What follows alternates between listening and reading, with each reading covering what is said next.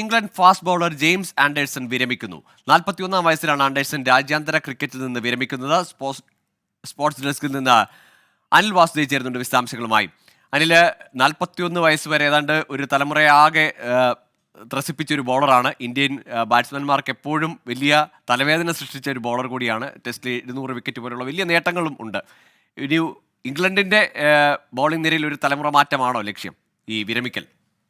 അങ്ങനെ തന്നെയാണ് ഗോകുൽ. ഇന്നലെ വന്ന വാർത്തകൾ പ്രകാരം ഉടൻ തന്നെ ഒരുപക്ഷെ ഒരു തലമുറ മാറ്റത്തിന്റെ ഭാഗമായി പുതിയ ആളുകൾക്ക് അവസരം കൊടുക്കുന്നതിന് ഭാഗമായി ജെയിംസ് ആൻഡേഴ്സൺ വിരമിക്കണമെന്ന ടീമിന്റെ പരിശീലകനായ ബ്രണ്ടൻ മക്കല്ലം ആവശ്യപ്പെട്ടിരുന്നു. ഇതിൻ്റെയൊക്കെ തന്നെ ഭാഗമായിട്ടാണ് ഇപ്പോൾ ജെയിംസ് ആൻഡേഴ്സൺ വിരമിക്കൽ പ്രഖ്യാപിച്ചിരിക്കുന്നത്. ജൂലൈയിൽ നടക്കുന്ന വെസ്റ്റ് ഇൻഡീസിനെതിരായ പരമ്പരയിലെ ആദ്യ ടെസ്റ്റ് തൻ്റെ അവസാന ടെസ്റ്റ് മത്സരമായിരിക്കുമെന്നാണ്, തൻ്റെ അവസാന അന്താരാഷ്ട്ര മത്സരമായിരിക്കുമെന്നാണ് ഇപ്പോൾ ജിമ്മി ആൻഡേഴ്സൺ പ്രഖ്യാപിച്ചിരിക്കുന്നത്. ഗൂഗിൾ സൂചിപ്പിച്ചതുപോലെ തന്നെ തലമുറകളെ പ്രചോദിപ്പിച്ച ഒരു താരമാണ്. ഒരുപക്ഷെ ഗ്രേറ്റസ്റ്റ് ഓഫ് ഓൾ ടൈം ബൗളേഴ്സിലെ അങ്ങനെ തന്നെ വിശേഷിപ്പിക്കാവുന്ന ഒരു ബൗളറാണ് ജെയിംസ് ആൻഡേഴ്സൺ. 2002 ഓസ്ട്രേലിയക്കെതിരെയാണ് അദ്ദേഹം തൻ്റെ അരങ്ങേറ്റം കുറിക്കുന്നത്. തൊട്ടടുത്ത വർഷം അദ്ദേഹം ടെസ്റ്റിലും അരങ്ങേറ്റം കുറിച്ചു. തുടർന്ന് ഇങ്ങോട്ട് ഏതാണ്ട് 22 വർഷം നീണ്ടു നിൽക്കുന്ന വലിയ കരിയർ, അതിൽ എണ്ണമറ്റ മൈൽ സ്റ്റോണുകൾ അദ്ദേഹത്തിന് സ്വന്തമാക്കാനായി. അതിൽ എടുത്തു പറയേണ്ടത് ടെസ്റ്റ് ബൗളിങ്ങിലെ ഫിഗേഴ്സ് തന്നെയാണ്. 700 വിക്കറ്റ് സ്വന്തമാക്കുന്ന ആദ്യത്തെ ഫാസ്റ്റ് ബൗളർ എന്ന നേട്ടം അദ്ദേഹത്തിന് സ്വന്തമാണ്. ടെസ്റ്റ് വിക്കറ്റ് ടേക്കർമാരിൽ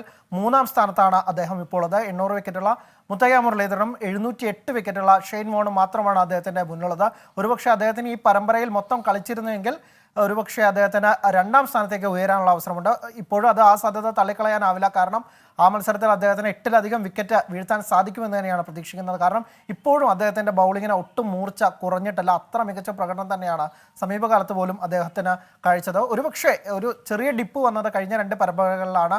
ഓസ്ട്രേലിയക്കെതിരായ ആഷസ് പരമ്പരയിൽ അദ്ദേഹത്തിന് 5 വിക്കറ്റ് എടുക്കാൻ മാത്രമേ സാധിച്ചുള്ളൂ. ഇന്ത്യക്കെതിരായ പരമ്പരയിലും 4 ടെസ്റ്റിൽ നിന്ന് 10 വിക്കറ്റ്, അതാണ് അദ്ദേഹത്തിൻ്റെ സമ്പാദ്യം. ഇതൊരു പക്ഷേ ജെയിംസ് ആൻഡേഴ്സൺ സ്റ്റാൻഡേർഡ് വെച്ച് നോക്കുകയാണെങ്കിൽ അത് കുറവ് തന്നെയാണ്. അതുകൊണ്ട് തന്നെയാണ് മാർക്ക് വുഡ് അടക്കമുള്ള പുതിയ താരങ്ങളെ പരീക്ഷിക്കുന്നതിൻ്റെ ഭാഗമായി ഒരുപക്ഷെ ജെയിംസ് ആൻഡേഴ്സണോട് ഇപ്പോൾ വിരമിക്കാൻ ആവശ്യപ്പെട്ടിരിക്കുന്നത്. ഇംഗ്ലണ്ടിനായി ഏറ്റവും കൂടുതൽ ടെസ്റ്റ് കളിച്ച താരമാണ് ജെയിംസ് ആൻഡേഴ്സൺ. 187 മത്സരങ്ങൾ, അതിൽ നിന്ന് 700 വിക്കറ്റ്. അങ്ങനെ ഇംഗ്ലണ്ടിനായി ടെസ്റ്റിലും ഏകദിനത്തിലും കൂടി ഏറ്റവും കൂടുതൽ വിക്കറ്റ് എടുത്ത താരം. എന്തായാലും വലിയ നിരാശ തന്നെയായിരിക്കും ഒരുപക്ഷെ പേസ് ബൗളിംഗ് ആരാധകർക്ക് ജെയിംസ് ആൻഡേഴ്സന്റെ ഈ ഒരു വിരമിക്കൽ പ്രഖ്യാപനം. ഗോകുൽ, തീർച്ചയായും വേഗവും സ്വിങ്ങും കൊണ്ട് നമ്മുടെ നാട്ടിൻപുറങ്ങളിലൊക്കെ ഓടി വന്ന് പന്തറിയുന്ന പേസർമാരെ പോലും, നാടൻ ക്രിക്കറ്റ് കളിക്കാരെ പോലും ത്രസിപ്പിച്ച കായിക താരമാണ്. അങ്ങനെ ഒരു പേസർ, ഇംഗ്ലണ്ടിൻ്റെ ക്രിക്കറ്റിന് ഈറ്റിലെത്തി നിന്നുള്ള ഏറ്റവും മികച്ച പേസർ കളത്തിൽ നിന്ന് വിടവാങ്ങുകയാണ്. അനിൽ വാസുദേവാണ് സ്പോർട്സ് ഡെസ്കിൽ നിന്ന് വിവരങ്ങൾ പങ്കുവച്ചത്.